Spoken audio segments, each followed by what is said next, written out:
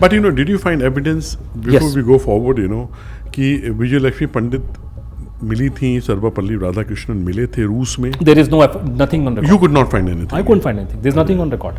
There is nothing on it. लोगों ने बोला बट वो एविडेंस नहीं है, तो इसलिए मैं वो लिख सकता नहीं. इनफैक्ट गवर्नमेंट ऑफ इंडिया की ऑफिशियल पोजीशन नहीं थी. गवर्नमेंट ऑफ इंडिया ने रशिया से बात ही नहीं की इस केस के बारे में. तो एक एग्जांपल, किसी विदेश मंत्रालय के एक अफसर थे, मेंबर ऑफ पार्लियामेंट बने बाद में वो, उन्होंने ये स्टेटमेंट दिया. उन्होंने बीच में कहा कि 50 के दशक में हम लोग किसी डिप्लोमेटिक गैदरिंग में थे, वहाँ पंडित जी भी थे और साथ में रूस का एम्बेसडर भी था. तो मैंने पंडित जी को बोला, पंडित जी बात करो ना ऐसे नेताजी के बारे में. तो पंडित जी बोलते हैं तुम क्या चंडू खाने की बातें करते हो. चंडू खाना मीन्स वो ओपियम एडिक्ट्स जो जहाँ ओपियम पीते हैं, वो अफीमचियों का अड्डा. तो पंडित जी वॉज टोटली अगेंस्ट. तो भारत सरकार ने कभी रूस से बात इस केस में नहीं की जब तक पंडित जी और इंदिरा जी और राजीव जी वहाँ पे थे. तो पहली बार भारत सरकार ने, ये अपना बड़ा इंटरेस्टिंग टॉपिक है, रशिया से हमने कैसे बातचीत की. इनफैक्ट हमारी किताब में पूरा इसके बारे में बहुत डिटेल्स हैं. पहली बार हमने डर करके जो बात करी है वो वीपी सिंह के टाइम पे की है. जब इस देश में एक नॉन कांग्रेस गवर्नमेंट आई है तब तक कुछ ना कुछ नेताजी के लिए अच्छे काम हुए हैं. ऐसी बात. अच्छा, पंडित नेहरू के स्टेनोग्राफर का भी एक एविडेंस है कमीशन ऑफ इंक्वायरी में. वो एविडेंस नहीं है, मैं उसको आपको बताऊँ. आपने वो I am glad you asked me that question, because वो कहता कि एक श्यामलाल जैन का एक आदमी था. उसने साल 1967 में कोई चिट्ठी लिखी है पहले गवर्नमेंट को. उसमें ये बात बोली है कि मैं स्टेनोग्राफर था, और बाद में जब ये खोस्ता कमीशन बैठा तो उसने गवाही दी आकर के. अब वो बेचारा मेरठ करने वाला, ज़्यादा अंग्रेजी चीज़ नहीं बोल सकता, उसका खोस्ता ने काफ़ी मजाक उड़ाया अपनी. तो उसने आके बोला कि मैं स्टेनोग्राफर था और मेरे को एक दिन आसफ अली और ये के बुलाया गया मुझे वहाँ पे. तो मैंने कुछ टाइप किया, तो एक पंडित जी ने लेटर टाइप करवाया मुझसे, जो उन्होंने ब्रिटिश प्राइम मिनिस्टर क्लेमेंट एटली को भेजा था कि सुभाष चंद्र बोस तुम्हारा वॉर क्रिमिनल, वो वहाँ पहुँच गया रूस पहुँच और स्टालिन ने उसको संरक्षण दे दिया, तो कुछ करो करके.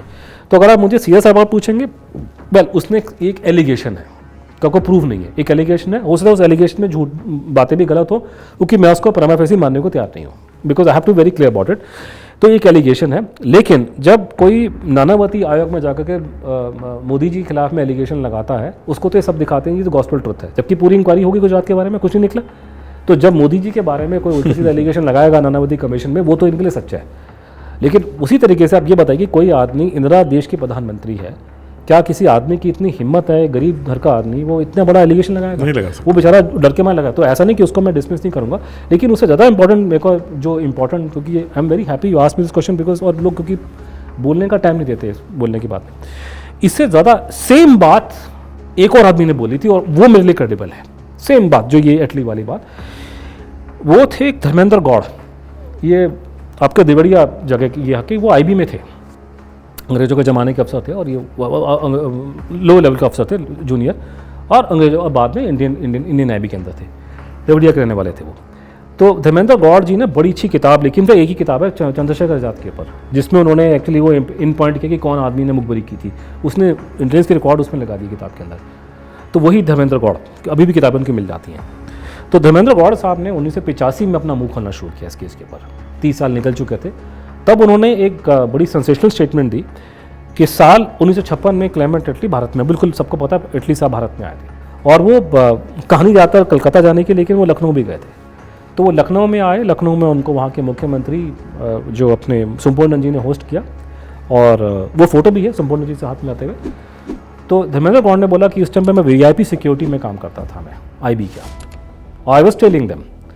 और उसने बोला कि मेरे सामने इन्होंने धर्मेंद्र, उस जमाने एक चर्चे थे कि नेताजी लखनऊ में हैं या जीवित होने की बातचीत थी. और ये जो अपने जो मुख्यमंत्री साहब थे, अपने सुम्पोर्णन जी, जिनके नाम पे संस्कृत का महाविद्यालय है हमारे वाराणसी में, सुम्पोर्णन जी सुभाष बोस को बहुत पहले से जानते थे, 1920 से पहले, क्योंकि नेताजी की तारीफ उन्होंने करी अपनी जीवनी में जाकर के 60 में, और हिंट भी दिया कि शायद वो नहीं मरे.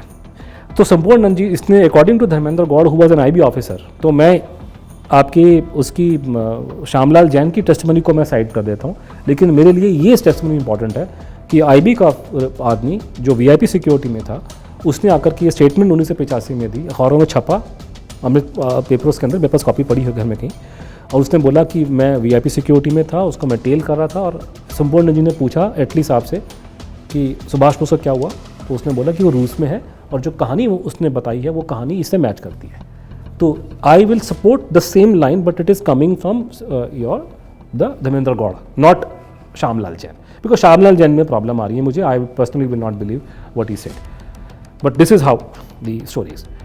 सो रशिया के अंदर अब प्रॉब्लम ये निकल के आ रही कि जो भी एविडेंस ऑन रिकॉर्ड पर है, सुब्रमण्यम स्वामी ने कई जगह इसको डिस्टॉर्ट किया।